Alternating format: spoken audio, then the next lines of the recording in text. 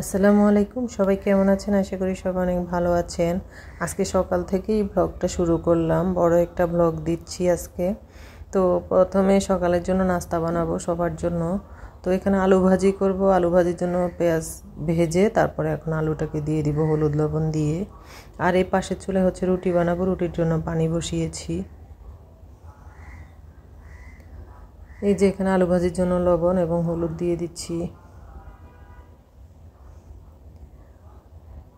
আজকে সারাদিনের একটা ব্লগ, তারপরও সব কাজ কি আর দেখানো হয়? শুধু রান্নাবান্নাই তো ব্লগ আকারে একটু দেই, কিন্তু সব সারাদিনের কাজ দিতে গেলে দেখা যাবে সারাদিনের 7-8 ঘন্টা হয়ে গিয়েছে। তো 7-8 ঘন্টার ভিডিও তো আর দেওয়া যায় না। তো খালি রান্নাঘরের যে ভিডিওটা সেটাই শেয়ার করি, তাও যে হাঁড়ি বাতিল ধোয়া থাকে, রান্নাঘর পরিষ্কার করা, গুছানো, অনেক কিছুই থাকে, সেগুলো তো আর দেখানো না যায়। আমরা যারা গৃহিণী আছি তো সবাই জানি যে আমাদের কি কি কাজ থাকে। তবে রান্নার কাজটাই আমি বেশিরভাগ শেয়ার করি সবার সাথে। আমি যেভাবে আমার রেগুলার রান্নাগুলো করি সেগুলোই আমি আমার আপুদের সাথে, আমার ফেসবুক ফ্রেন্ডদের সাথে শেয়ার করি। তো আপনারা যদি পছন্দ করেন সবাই অবশ্যই কমেন্ট করে জানাবেন। আর যদি আমার ভিডিওগুলো ভালো লাগে সবাই কমেন্ট করে জানাবেন। আর বেশি ভালো লাগলে লাইক কমেন্ট শেয়ার করে দিবেন আর কি। এই তো এখানে আলুটা দিয়ে দিলাম, আলুটা ভাজি হবে এই পাশের চুলায়। আর এই পাশে হচ্ছে আমি রুটির জন্য আটা করব। তো আমি সাধারণত রুটিটা ময়দা দিয়েই বানাই, যেহেতু আমার বাসায় পরোটা বেশি খাওয়া হয়। তো নর্মালি দেখা যায় যে আমার বাসায় আটার থেকে ময়দাই বেশি থাকে, ময়দাটাই থাকে। তো ময়দা দিয়েই আমি রুটি বানাই।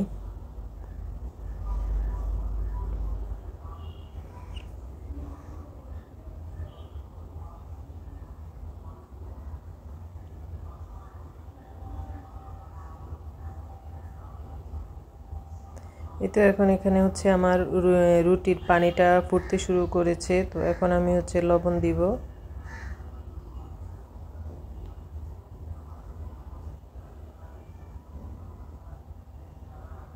এখানে আপনাদের সবার জন্য একটা টিপস হচ্ছে, রুটি বানানোর সময় পানিতে যদি একটু সামান্য তেল দিয়ে দেওয়া হয় তাহলে হচ্ছে রুটিটা সফট হয় এবং হাতে লেগে যায় না, সামান্য পরিমাণে। তো আমি কিন্তু তেল দিয়ে দিয়েছিলাম সামান্য, ওটা আর দেখানো হয়নি আর কি, স্কিপ হয়ে গিয়েছে। তো আমি কিন্তু ওই রুটি বানানোর সময় সামান্য একটু তেল দিয়ে নিই পানিতে আর কি। এই তো এখন ময়দা দিয়ে দিচ্ছি, যেহেতু আমি ময়দা দিয়ে রুটিটা বানাই। যে এখানে আমি দেখে দেখে দিচ্ছিলাম যে কতটুকু লাগে।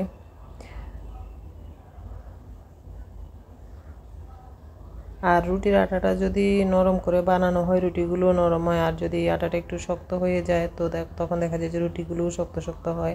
তো এই জন্য সবাই চেষ্টা করবেন রুটিগুলোকে একটু আটাটাকে একটু নরম করে করার। অনেকে কাই বলে, অনেকে ডো বলে। তো আমি নেড়ে চেড়ে দেখছিলাম যে কাইটা কতটুক হয়েছে, বা নরম কিনা শক্ত হবে কিনা দেখে দেখে তারপরে একটু একটু করে দিচ্ছিলাম, মানে ছিলাম। তো আমার ডোটা এখানে রেডি হয়ে গিয়েছে। তো আমি এখানে তাওয়াটা গরম হতে দিয়ে দিব, আর এদিকে কাইটাকে মথে নিয়ে আমি গোল করে নিয়েছি। এখন রুটি বানিয়ে নিব। আর দেখতেই পাচ্ছেন আমি অনেক স্পিড বাড়িয়ে দিয়েছি যাতে করে ভিডিওটা বেশি বড় না হয়।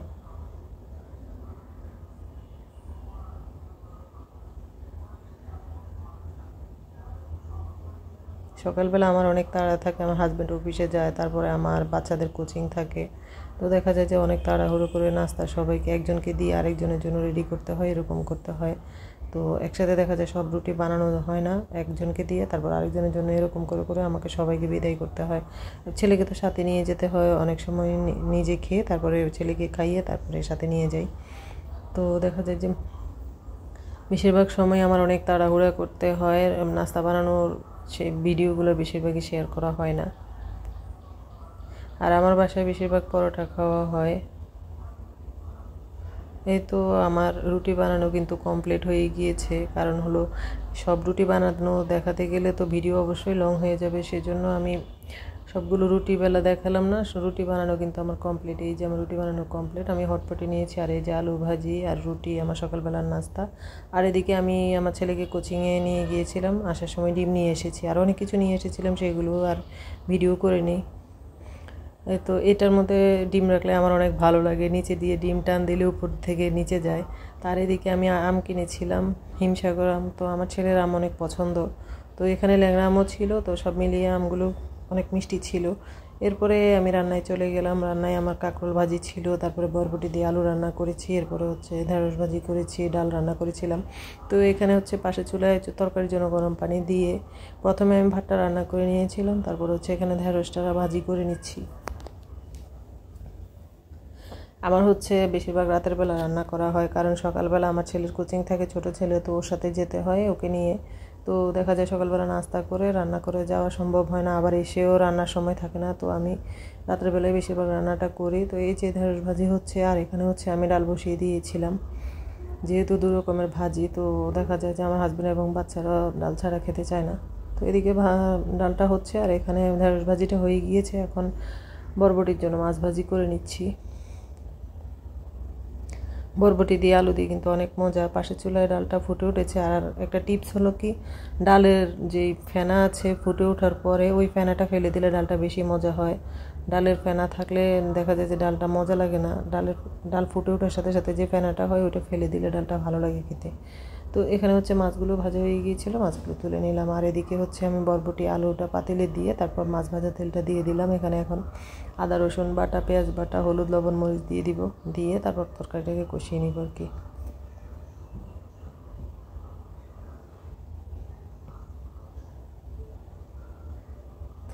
আমার পাশের চুলায় হচ্ছে ডালের চুলাটাই হচ্ছে এক সাইড দিয়ে আগুন জ্বলে, তো দেখা যায় যে রান্না করতে খুবই বিরক্তিকর, চুলাটা চেঞ্জ করতে হবে সম্ভবত।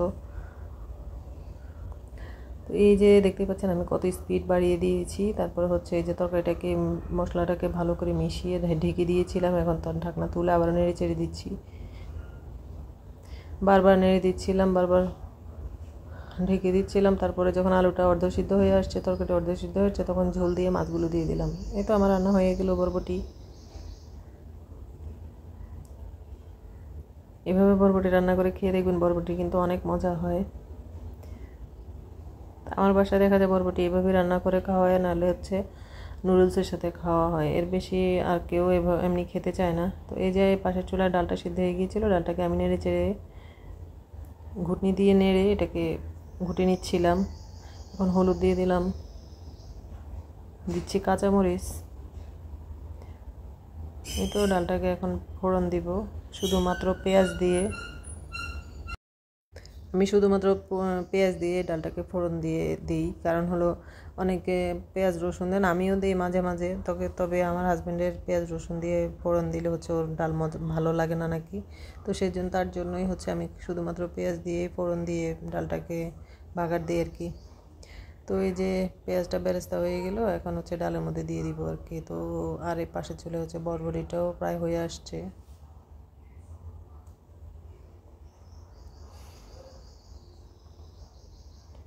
তো আমার ডালটা রান্না কমপ্লিট, বরবটি রান্নাও কমপ্লিট হয়ে গেল আর কি।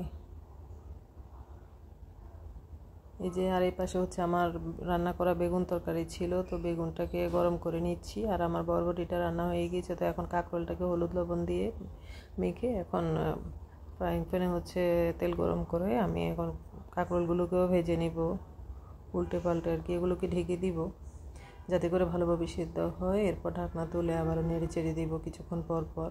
তো কাঁকরোলটা একটু লাল লাল হলেই খেতে বেশি ভালো লাগে, পোড়া পোড়া হলে।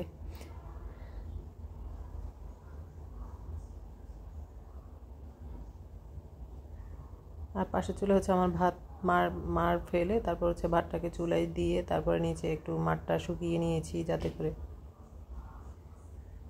ভাতগুলো ভিজে না যায়। তো এদিকে হচ্ছে কাঁকরোলগুলো হয়ে আসছিলো, এগুলোকে উল্টে পাল্টে দিলাম।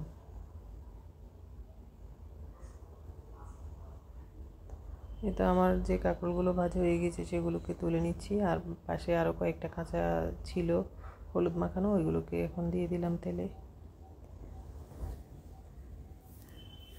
এটা আমার রান্নাবান্না কমপ্লিট। এখন হচ্ছে পেঁয়াজ দিয়ে দিব, কাঁকরোলের জন্য পেঁয়াজ ভেজে নিচ্ছি।